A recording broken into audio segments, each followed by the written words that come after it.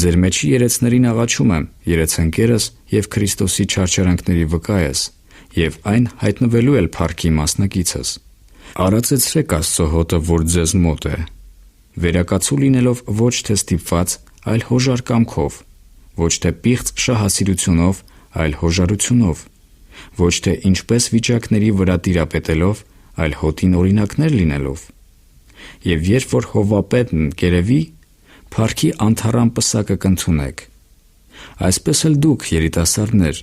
հնազանդեցեք ծերերին, ամենդ իրար հնազանդելով խոնարհությունը հագեք, որ Աստված ամբարտավաններին հակառակ է կենում, բայց խոնարհներին շնորհք է տալիս։ Խոնարհեցեք Աստծո հզոր ձեռի տակ, որ ձեզ բարձրացնե ժամանակով։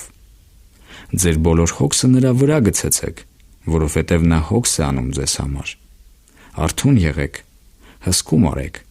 որովհետև ձեր ոսող թշնամին, սատանան, գոռոզ առուծի պես ման է գալիս և որոնում է, թե որին կուլ տա, որին հակառակ կացեք հավատքով հաստատված,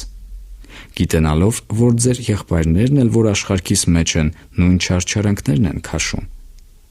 Եվ ամեն շնորհքի Աստվածը, որ մեզ կանչեց իր հավիտենական փառքի մեջ Քրիստոս Հիսուսով, ձեզ, որ մի քիչ չարչարվում եք, կատարյալ անե, հաստատե, զորացնե, հիմնե։ Նրան լինի փառք և իշխանություն հավիտյանս հավիտենից։ Ամեն։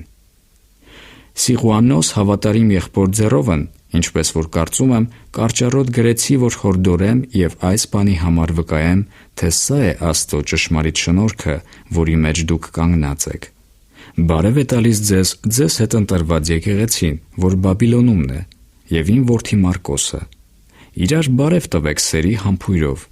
Խաղաղություն լինի ձեզ ամենիդ, որ Քրիստոս Հիսուսումն եք։ Ամեն։